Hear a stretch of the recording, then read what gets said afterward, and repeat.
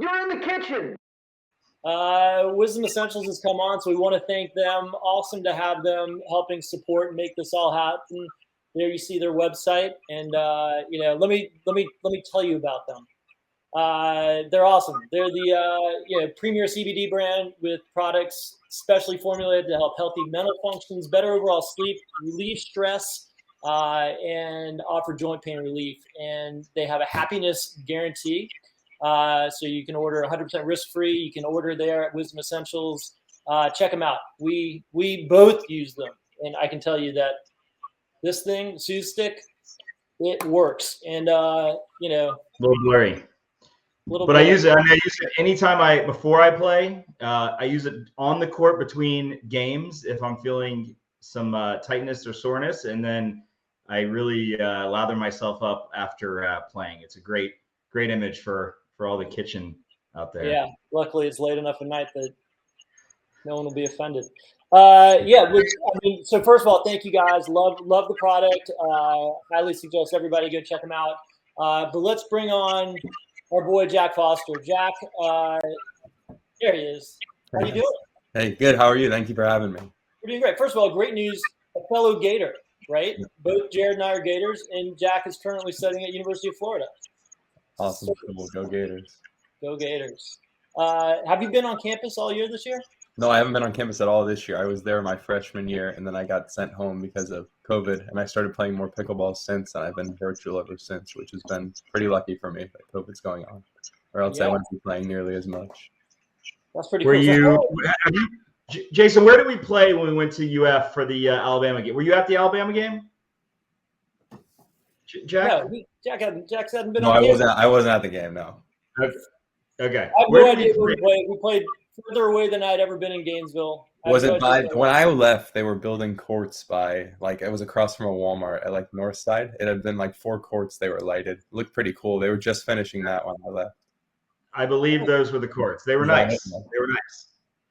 I don't remember a Walmart. I just remember the middle of nowhere. Yeah, it's 4 miles away from campus, probably. Yeah. Which felt like hours away, really. So that's awesome. So, Jack, tell us, how old are you? You're 20. You're 20. Okay. Yep, 20, in September. Yep. Awesome. So I saw you play in Atlanta at the APP event in Atlanta, and I loved watching you play. I thought you were bringing something special. You were different. And now that I know you're a Gator, I mean, now it makes sense of why I had this this fascination with the way you played. But you had a certain fiery emotion to you that we don't really see that much in pickleball. And I love that you were bringing that to the court. Tell me a little bit about that, because I know that there's good parts of that and there's also bad parts of that. And I know that you've maybe ruffled some feathers on the court. So I've been known for that, and it's a good thing. I think that I think it's good to be fired up. It keeps me in it. I'm a competitive guy. I want to be out there, and sometimes I'll fully admit I have gone overboard. Sometimes when you're out there, it's just the heat of the moment, and bad line call or a disagreement can just set you off. And I have acted before in ways that I may regret, but I do regret. But overall, it has keep me fired up, and I think it's allowed me to play better. And I'm working on controlling it a little more, and I think I've done that over the past 2 years. I've gotten a lot better at it. That's good. I too have a fiery, passionate personality. I've been known to throw a paddle or two. And, I commend you for looking inward and understanding that there are potentially better ways to act. But I think really, I agree with Jason. I think it's great for the sport. I think I wouldn't call you a bad boy at pickleball, but I think that you are out there to win. Your heart, your emotion shines through. And I say, keep it up and also do that inward looking. I think it's great. When I was your age, I certainly wasn't doing that. So kudos. Thanks. Yeah, I'm different off the court than I am on, but when I'm out there, I'm passionate about what I'm doing. I want to succeed, and that's how I am. But yeah, so tell us have you seen Julian Arnold? Yes, I have. He's another great guy off. Yeah, he's great. Another great guy off the court, fiery on the court. I think it's great for the sport. But sorry, Jason, I cut you off. Yeah, no, I was going to say, Jack, I want to hear about your story, how you got into pickleball, because you're not necessarily a traditional tennis guy going into pickleball, No, so right? I learned pickleball actually, I think it was my junior year of high school, so probably 4 years ago. And they just played in a PE gym class, and I was like, wow, this is pretty fun. I hadn't played much tennis before, just dabbled around with it a little bit. And I went around looking for more places to play, and I went into a local gym and played these older people, and I got my butt kicked the first few times. And I was like, all right, I got to get better at this. So I worked at it, and eventually I got better and started to play around a little bit more. And it was at that time too that I dabbled into tennis a little bit more, and I joined my high school tennis team. And I like tennis a lot too, and I haven't played as much recently, but in high school I really enjoyed tennis. And pickleball is just, there's so many people, the people in the game are what I really love about it. There's so many good people who especially in my community, they've really supported me throughout my whole journey, and I'm really thankful for that. So I just love the sport, love playing with those people, and that's what's kept me and led me to where I am today. Were your Jack, parents let me ask playing you. pickleball? I got my dad into pickleball after, and then he got my mom into it. So I was the first one, actually. Nice, Yep. nice. Let me ask you, what level did you start at? I think for singles, I entered 5-0 for my first tournament, which was a huge mistake. I thought I was going to win. I lost 11-0, 11-0. It was a round robin. Everything was 11-0, except I think I won 1 point. Nice. I killed. At least And you got the doubles, I board. think I played 3-0 my first one for doubles. So You know, I think it's cool because I've seen you play pro on the single side, and then I've seen you enter 5-0 on the double side. Is that right? yeah, yep. I'm trying to do Yeah, more pro doubles now, but those 5-0 brackets, they're tough. You know, those are the lower level pros who are building their way up, and that's just good experience. Yeah. great players. But I think it's cool that you are playing some of the 5-0s, getting the experience so that you can hone your chops to play pro. I think there's a lot of pros out there that could play some more 5-0. And so I think it's cool that you do that. So, Jack, let's talk about, you are sponsored by Niupipo, right? The paddle manufacturer. And we're very thankful for them because they helped us get you on this show because we were looking to get in touch with you, and you're stealth. We can't find you anywhere online, so don't look for him, people. He's not going to show up. But one, you're playing with a paddle that retails for $79, right? And you, Vivian, David, Fad, you guys are all playing with this paddle. Tell me, how did you find them? How did they find you? And tell me about the paddle, because there's not many people playing with the paddle that is essentially as cheap as you can buy a paddle out there. So I talked to Niupipo a little bit before, but my good friend Frank, like you mentioned, Frank Anthony Davis, he was signed by them, and we have been close playing singles against each other since I started, really 3 years now, 4 years. And he told me, hey, there's this company, they're making good products at affordable prices. They can sell a lot of paddles because they're selling on Amazon. He said, I think it might be a good fit for you. So he kind of connected me with Jeremy, who runs Niupipo, and we talked for a few months, and it was a good match. And I'm so grateful for them. They've been nothing but supportive. They're a fantastic company, and they do deliver products, high quality products for the lowest price you can see. You know, that paddle that you're talking about, the Explorer Pro, you can buy 3 of them for the price of other brands, not taking anything away from the other brands, but that price point is just exceptional for the quality of the product you get, you know? Yeah. And actually, Jared, if you put that up there, we got right now, if you can screenshot this, or you can take a picture with your phone on the screen on that QR code, or hit that tiny URL at KK Niupipo, and use the Kitchen 10 as a code when you check out. The price will come all the way down to $59.99, which is ridiculous. Which is insane. Well, you can't go to Walmart and buy a beginner paddle for much less than that, and you're getting the best in the world are playing it. So I commend them for being able to do it. I don't know how they're surviving or making margins on this, but good for them, because I think it's going to get a lot of people, access to a paddle that that the pros are playing. I've seen the number at tournaments and in my area just continue to grow exponentially. More and more people are playing with it, so it's great to see. No, it's good. It's great. I'm happy to see it, and I think it it's going to force some of these other paddle companies to, to not go crazy with their pricing, because I know that, once we get over the 200 mark, it starts to feel like, wow, these paddles don't last forever. More than a tennis racket. Yeah. Yeah, exactly. It's kind of crazy. Pretty nuts. So what have you had any rivalries on the pro tour of anybody that, has not been resolved? Has not been resolved. No, I don't think so. Not resolved. I've had a couple run-ins with guys, but it's just like I said earlier. It happens on the court and off the court. We're different people. It's pretty easy to work it out. I'll be honest. I had one with Zane going for quite a while. 4 or 5 matches. We weren't that close with each other, but we worked it out after. And Zane is a really good guy, and he's a competitor just like me, and I'm happy that we're able to fix it and play against each other. And we've had great matches, and he's won every one. They've all been close, but he's a phenomenal player.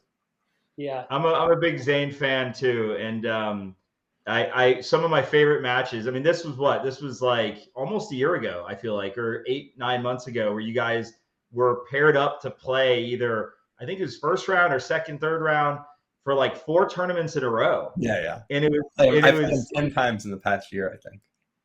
I thought it was great, and I thought that both of you kept your cool. It got fiery, but I felt like there was mutual respect. You played him really hard. I mean, he's a phenomenal player, and I think it's cool that you guys have squashed it, and hopefully there'll be a little bit more fire on the court. I don't know. I think it's good to promote, especially in singles, because singles, everything's on you, and when you have 2 guys just battling it out and they're passionate about what they're doing, I think that's good for the sport. I think it's good for broadcasting. I think it'll draw more people to watching. For sure. I agree. Have you thrown a paddle on the court yet? Not on camera. Okay, good. Jared, I was playing with Jared the other day. He threw one and almost hit somebody. You weren't even there. True story. I was there. What do you mean? You almost hit Pete. I saw it.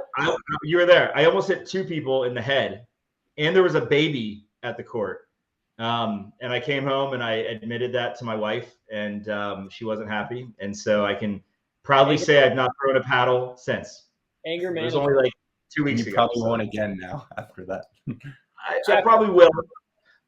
Jack, when you're on tour, are you traveling with your parents, or are you? No, I'm traveling with my girlfriend, who's just getting into it now. We're playing mixed together. She played field hockey at UNC. She's actually a big reason why I've been able to calm down a lot. She's been great for me. But she played field hockey, 3-time national champion there, and she's been playing pickleball about 8 months, and she loves it. She's addicted. So we've been playing mixed, and she's battling out in singles. We practice every day. It's awesome.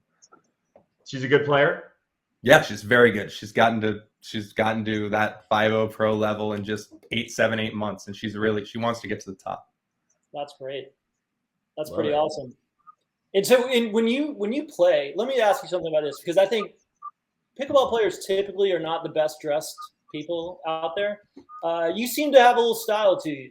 Is that something that you think about? Or I mean, you wearing collared shirts like the one that you're wearing now? Yeah, I always wear the collared shirt. I like it. It's just something I watch a lot of tennis. The guys always wear collared shirts. I think it looks good. I think it looks professional.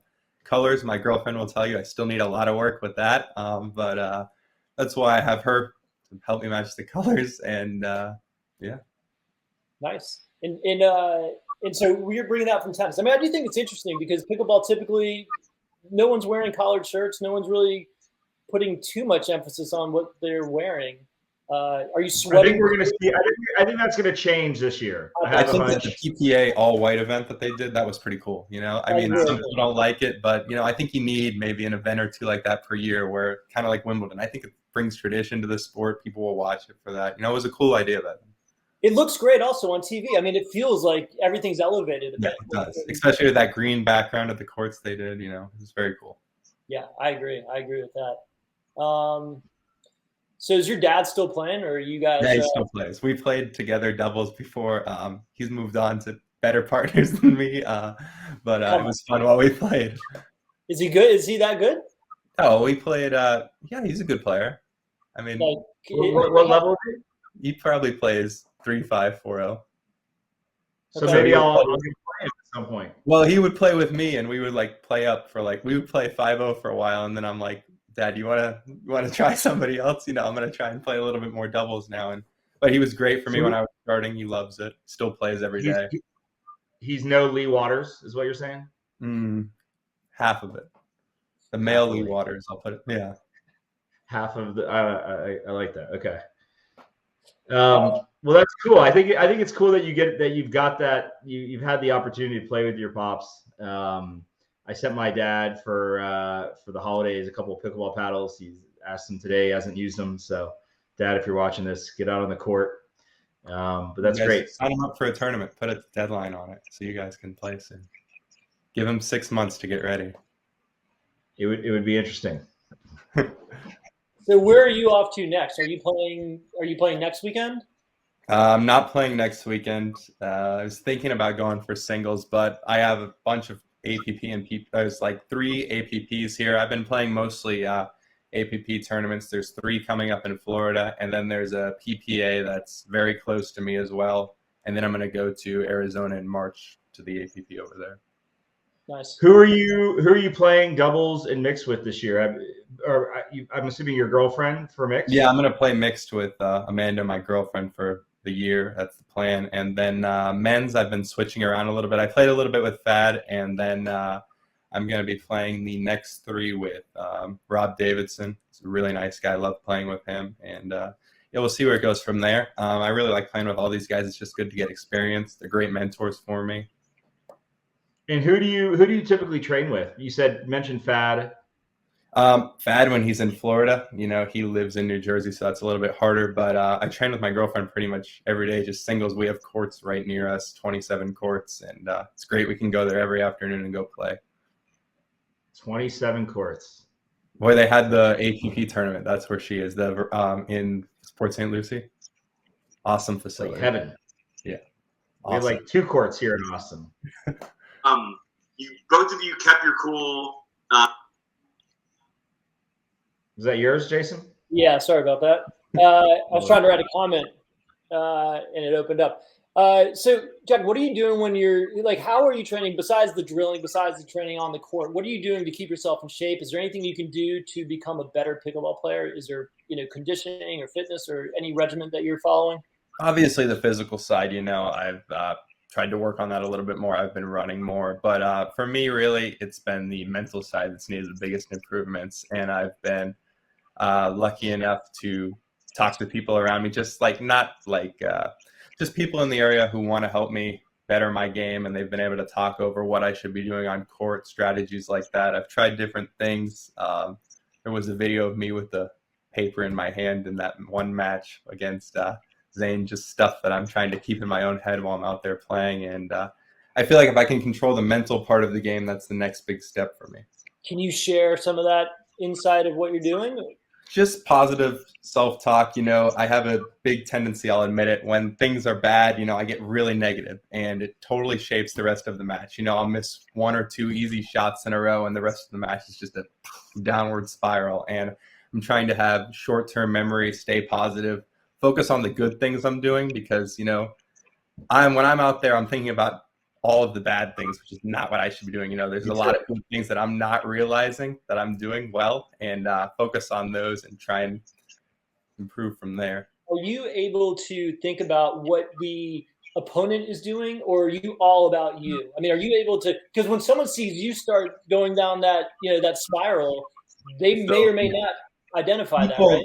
People definitely can see when I'm going on a spiral, but as for me, like with my game style in singles, I'm pretty attacking. I'm the one making all the moves usually with my ground strokes from the baseline. So I'm focusing on me. If I play well, I feel like I compete against most people beat most people on any day. But I have to be playing well to do that and stay in my head. So I'm not focusing on what the opponent is doing so much, but it's kind of about what I'm doing, fixing the quick mistakes that I am, having a short-term memory, those type of things. But it's a lot of work to fix the mental side. And, I'm still not where I want to be. So just more tournament experience, more working on that.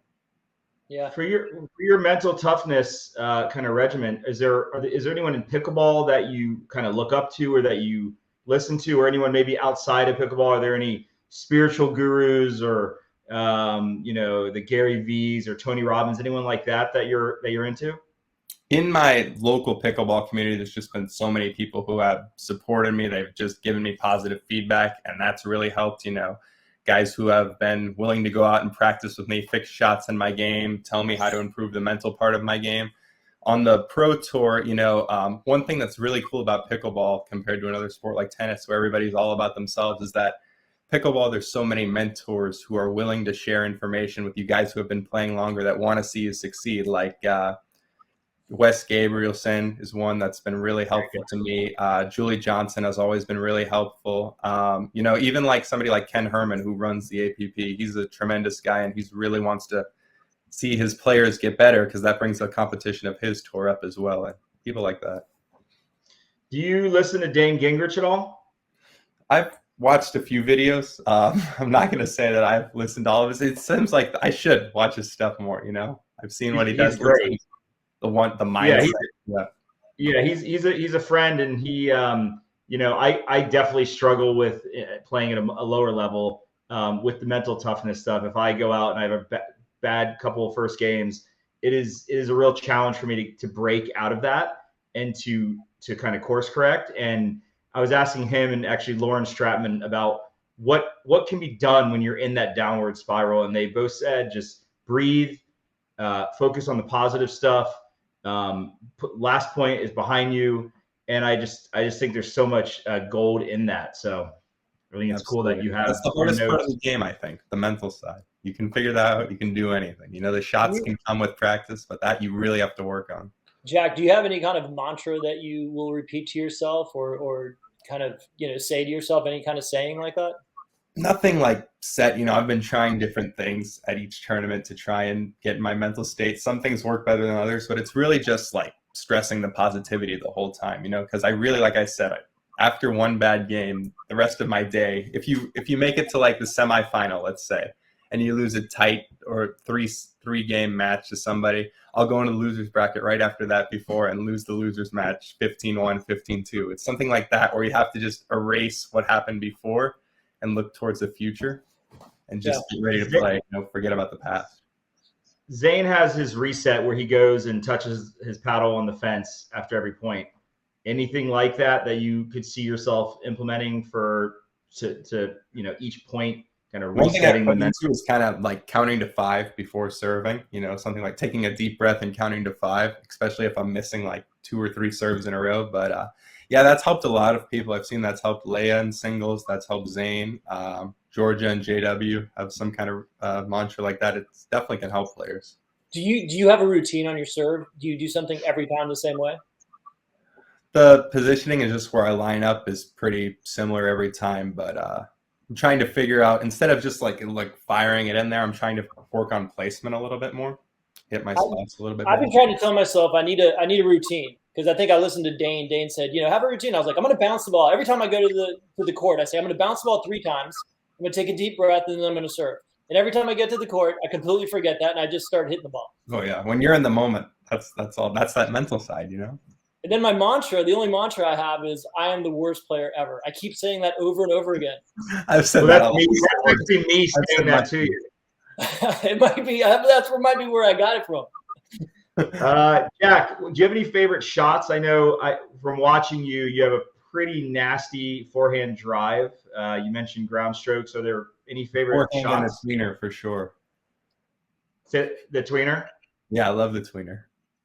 Me too. I hit a lot of those. Never hit one, but I will one day. We talked a little bit when we were trying to schedule this, and we talked about University of Florida. We talked about the kitchen a little bit, and we also you mentioned that you were interested in the business side of pickleball, and you saw yourself playing for a period of time and then wanting to get more into the business side of things. What are you majoring in? Finance. Okay. And anything that you could see yourself doing in the space? Any aspirations there? I have nothing set, but pickleball's been such an unbelievable opportunity for me, and just the growth I've seen in the past 3 years while I've been playing, it's unbelievable. And there's so many new companies coming in every day. And I think opportunities can present itself, especially when you network with all these different people at the tournaments. And I'll keep playing while I'm in college, finish my college, and see what I want to do from there. But I really do think that things could come up for me, like just by meeting so many different people and continuing to grow in the sport. And that's what's so cool about it. People are so open. You can meet so many different people at the tournaments, and that's why I think that amateur and pro tournaments combined are awesome, because you might meet a new friend and they could be playing in the 3-5 and come see your match or something like that. Whereas if you're in a pro tournament only, you're not going to meet people like that. And I think it's cool that a lot of the players also own brands in the space. Oh yeah, And it's so awesome. Like I think what people- Ben's doing is really awesome with the pickleball getaways, and just how he's really positioned himself not just as a player from that standpoint, but also from a owner and investor. There's so many different things he's involved in, and he's pretty much solidified his future in this sport forever in a variety of ways now. And I would say, Jack, you mentioned you're not really like big on social, but I think now is really the golden age of pickleball where, it's not too big yet. And I think you're a really interesting guy. I think on court you're interesting. I think off the court you're well spoken. I think you've got a good look. I think I would suggest doing a little bit more on social. So if we can help out in any way there, thank you. And what you've built, Jason, here is just unbelievable. I've seen that the past year and a half. It's been so good for the sport, and to see brands grow in that way, tournaments. You're helping players like myself who are just rising grow their image, and it's a great thing for the sport. Yeah, so if you get your name out there on social, we will guarantee you a hair care product to sponsor you on court. I think that's one of the things I look forward to seeing. The hair goes a little crazy on the court. Yeah, it does get crazy. I like it. No hat either. Like no hat. Like, no, screw it. Let's go. It gives you that kind of madman look. I got to say, when you get intense and the hair's going crazy, it's an intimidating part of your game. Yeah. What's the longest your hair has ever been? This probably maybe another inch past where it is now, I would say. There was like one point during COVID. No, I thought about it, but one point during COVID, it got pretty bad. Like right at the beginning when all the barbershops were closed, it was pretty bad. But I actually used to have long hair at the University of Florida. Really? I don't know, Jason, do you remember this? No, because I was too old for you. Yeah, but we grew up. I've known Jason most of my life. I had long hair, and I was walking outside of Jennings. Do you remember Jennings, the dorm? Sure. And it was like 99 degrees. There were a lot of bugs in Florida, and yeah, I wasn't like a hippie, I like showered and everything, and there was a bug in my hair, and that day I went and cut it, and now actually. I don't know if I've ever been on a Kitchen Conversation without a hat. I don't know if anyone in the pickleball space ever seen me without a hat. So I think COVID really just got me to a place where it was just like hat all the time. But now I'm inspired by you, Jack. I'm going, no more hat. Thank you. That's awesome. Any other questions, Jared? You got anything for him? I mean, yeah, I'm curious. Do you have any favorite players on tour? Not like friends, but like players that you love watching. I like watching Tyson because of his just ferociousness out there, and I like Jay's style that he brings on the men's side. I'm mostly watching singles. Newman's hands are unreal in doubles. When I watch that, that's something that's pretty cool. And on the women's side, I like Catherine and Irina's game in singles. They're crafty players. And one to look out for is Georgia for sure. I think that if she can control that power a little bit more, she is going to be unbelievable force to reckon with on that women's side. I agree. She's only and so you're current. 15. How old is she? Not like 15, 16? 15. Yeah, crazy. Unbelievable. And so you're number 7 currently in singles, right? Yep. I think. Where do you see where do you see yourself? You think you can break top 5? I think I can get up to the top.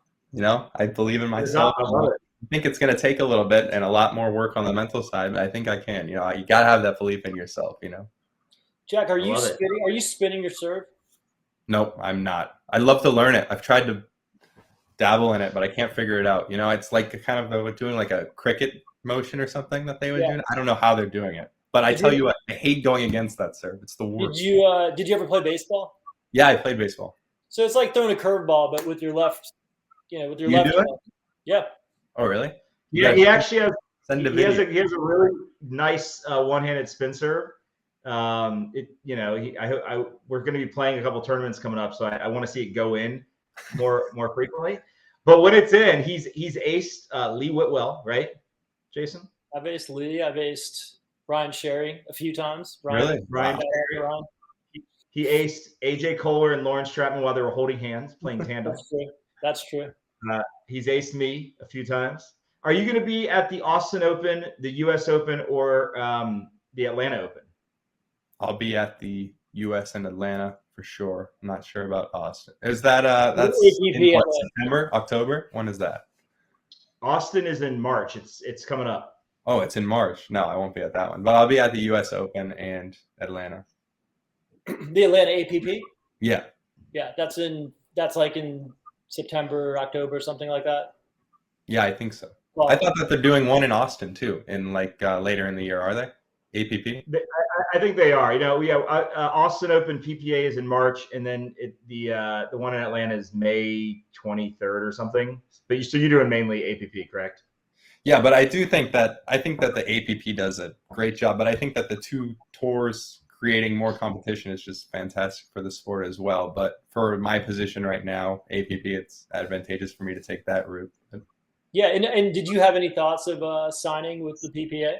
No, I'm definitely not good enough in doubles there to get with that. But I really like Ken Herman. I like what he's doing on the APP side. I think he really wants to grow the sport. PPA, I think, is great for commercialization. The venues they bring, the production and sponsors they do is great. But I think for advancing pickleball, the game, and for the amateur experience combined, that's what APP specializes in. And I can't say enough about Ken. He's just a fantastic. Ken and Terry of APP, they're unbelievably nice people. They really care about all their players, even from whether you're a 3-0 or a pro playing in their tournament.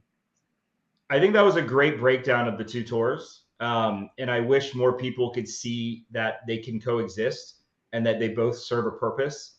Like you said, I think Ken is great for the sport. I think he cares so much. I think Connor is great for the sport. I think he cares so much. And I think they have different goals, right? I think PPA's flash is good. It's good for people to be able to see the pros in that kind of light. I think their production's great. I think Steve Kuhn did a great job with MLP. And I think, the APP, I haven't been to an APP event yet, but I hear that it feels much more kind of homey, and it feels like, Ken's around there talking to players, and I think Ken is a great guy. I think he's a great ambassador for the sport.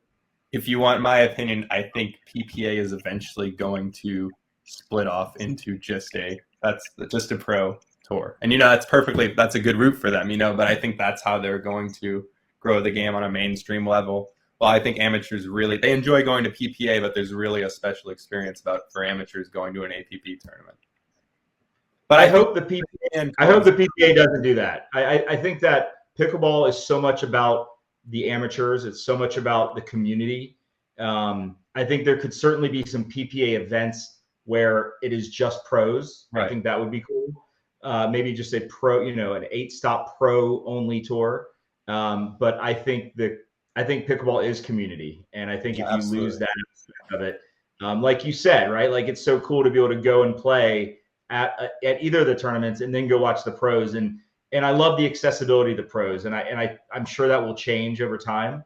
But I think it's a really special just part of the sport. So yeah, there's no other sport that's so as inclusive as pickleball is, which makes it so we're at a really cool place in the sport, and it'll be interesting to see where it goes from here. Hey, Jack, talk a little bit about Next Gen. Tell us a little bit about that program and what they're doing with the APP in Next Gen. So that was a great idea by Ken as well. He really wants to set a foundation and give these up-and-coming players a chance to be highlighted and show off their skills. So Next Gen is for, I think it's 16 to 23-year-old players. And I went to their first event in San Antonio, and it was at Chicken and Pickle, and they just did a great job running it. Ken made sure that everybody who was playing in it, they got a chance to be on center court. They got to showcase their skills. I think they actually, I played an 11-year-old kid, Carson, in singles, and it's just awesome like that to see somebody like that in there. They made an exception for the first one to let younger kids in, but as wild cards, and I think that they gave the winners wild cards into the other tournaments, but it's just a great opportunity for younger guys because, you know, some of these kids have pro level 5-0 talent, but they go into these tournaments and, you know, it's just like a donation and they're not going to get any court time to showcase their skills. And I think something like Next Gen will really allow others to see the up and coming players and see what they're going to do. And it was successful in tennis, so I think it's going to be well implemented into pickleball as well. Was there any beef with you and Carson? I was impressed with him. You know, he was up on me in one of the games. He was banging into walls and everything. I've never seen anything like it. Were you nervous? Yeah, terrified. We did a roast with Zane last week, and he was playing Hayden, who I think is like 16 or 17, maybe older, younger. He almost took a game off him. I watched that. He was up. He was up. He had like I think 5 game points, and he didn't. It's very good. The job. Spin serve. I've seen his spin serve too. It's great. Kitchen community. While this is happening, we'll ask Jack a few more questions. If you have any questions, feel free to post them. I can see them all here. A couple comments that we have. I don't know who this is. It doesn't say, but someone said, "Love watching you play, Jack. My 14-year-old son looks up to you while trying to improve his singles game." I think that's really cool. Someone else said, "Do not sign." Jack, have you read The Inner Game of Tennis? Yeah, I've started reading it. I read like half of it and then I gave up on it. But I mean, there's some things that it's great for the mental side, some things from tennis that are applicable, but pickleball is an entirely different game. So those kind of books, it's kind of like it's good to read them, but there's only so many things that you can implement. But the mental strategies, they do work in pickleball. I think that a lot of those books focus on, like I was reading the one by Brad Gilbert, and it focuses on like, The Winning Ugly. And it was like, I liked what he wrote, but then it's also like get in your opponent's head and stuff. And I don't want to take that route. You know, I want to focus on myself and ask your opponent how they're just hitting a shot so well. Like that's not a route I want to take, but some of the things you can take from it. The part that I took from it was that the mental prep leading up to the day before. Oh yeah, nobody ever does that. That's totally true. Getting there early, drilling, stretching. I took all that and I don't do any of it. I show up. I'm always the one who we hit 3 times. We'll do a couple dinks and a couple drop. I'm like, who's ready? And then I play terribly. And then I wonder why. I call Jason. I say, why am I so inconsistent? And that's why. And I don't ever make any changes. So let's say Jack is cool. He is cool. Jack is a beast singles player. You've absolutely calmed it down a lot, Jack. Played against your dad in singles in Boca. Not related to. Hey, Jack, have you had any injuries? I've had probably 3 ankle rolls on the same right ankle, and I wore a brace for a while, but I've been very fortunate. I haven't had much at all. And the times that I have gone down, it's been like a week and I've been back, you know? And so when you play, did you play clay growing up on clay courts, or I played hard courts, just hard courts mostly. And so do you slide? Do you slide a lot? Yeah, but it's ugly. I'm working on it. It's not like a Frank slide or Tyson slide, you know? What kind of shoes are you wearing? Asics. Okay. Yeah, it's the only shoe I've tried everything, and I would rip through the sides of shoes. Like Nikes would last me like literally a week or 2 before that. I would rip through the sides of them, and these Asics shoes, I wore them in tennis, and they've worked for me. So I ordered 20 pairs at once because I got a discount on them, and they're just sitting in my closet. Nice. I go through shoes like crazy, but I can't figure it out. I haven't figured out what the right shoe is because. What are you wearing, Jay? You know what? I wear basketball shoes, and I don't slide because they're like a little soft. Well, no, because I was using tennis shoes, but I would go through them. The Nikes, I would go through literally in like 3 weeks. I'd be done with a pair of shoes, and I've had Asics, I've had K-Swiss, I've really tried everything, and now I'm using Puma basketball shoes, but I can't slide in them because be careful because they're great for up and down movement, but side to side, it's like at the kitchen line, it's kind of sketchy. Sure. Yeah, Jack, do you teach at all? No, I don't teach. Once in a while, I'll do if somebody needs help with a clinic or something, I'll help out, but no, not right now. Very cool. Any questions for us, Jack? Put you on the spot. You're an open book. So, Jason, where are you from?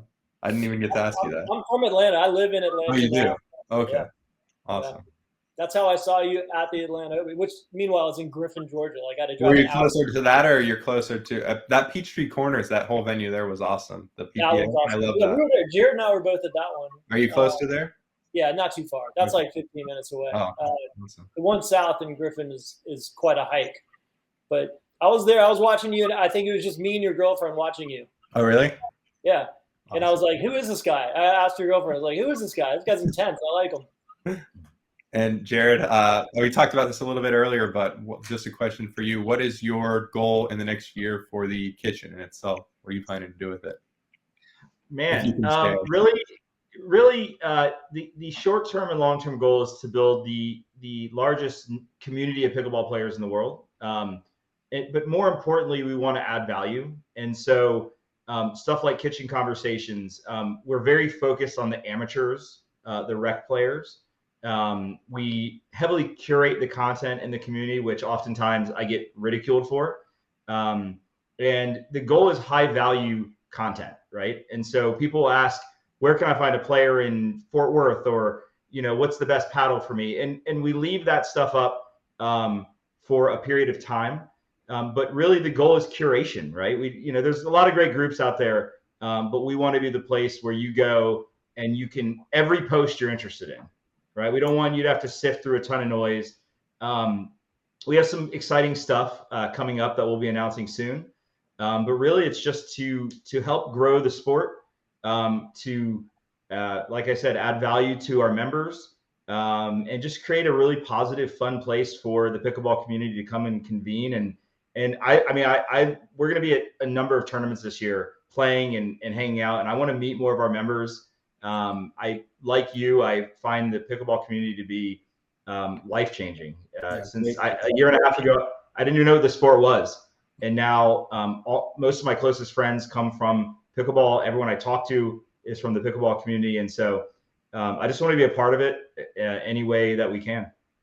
All right, that was way too serious, Jared. Jack, no one's asking. Frank Anthony Davis wants to know what you have done that has made you go. What have you done to go from in 2018 when he first met you to being a top 10 player? And did you believe you could do that? Because he says he did. Frank believed it a lot more than me. That's for sure. Just practicing, getting to play with fantastic players like himself. A big part for people that want to take that step to the next level, I think, is just getting experience and playing in more tournaments. But obviously practice is a big part of it. And I've lost like 40 pounds since I played Frank for the first time in 2018, whatever that was. But yeah, just that kind of stuff. But experience is the main thing I'd say. Yeah, and there's an offer. Dan Gingrich is offering up his mental services. Oh yeah, I'd love to talk to him. No, really. The comment was actually, and I just asked if it's a real offer. I'll work with Jack for free for a year if he's not too scared to break down his mental side. Oh, I'd love to do it. Dane, you have a new client that is not going to pay you for a year, and we will hold you to that. Love to do it. Jack he moved up 2 spots. He's now number 5. Jack, I think I really appreciate you making the time to come on tonight. I know you have a busy schedule. Dane said he's 100% serious, by the way, so I will make a connection on Facebook if you don't know him already. And thank you guys so much for having me. It's awesome what you do here. I appreciate you having me on. Yeah, thanks. For sure, man. I was going to say, I just want to go ahead. Good luck on finals. I know that you have finals coming up, right? I just got done with the first. Okay. Yeah. All right, you aced them, I'm sure. Yeah. No, but really, thank you for coming on here. Thanks for being, as open as you were. I'd love to, see you out there even more. Go get on some socials. You'll get a hair care product. No problem. Easy. All right, Dane's offered up the mental toughness coaching, and I will offer up the social media help if you're interested. And dude, I think great people of pickleball. Look at this. Let's go, man. I commend you for being one of the you're 21? 20. One of the sharper 20-year-olds that I've met in a long time. And I just keep doing the work, keep holding yourself accountable, and good luck, man. I'm really excited to see where you take this. Thank you so much, guys. Thanks again. Thanks, Jack. Thanks, everyone, for tuning in. Take care.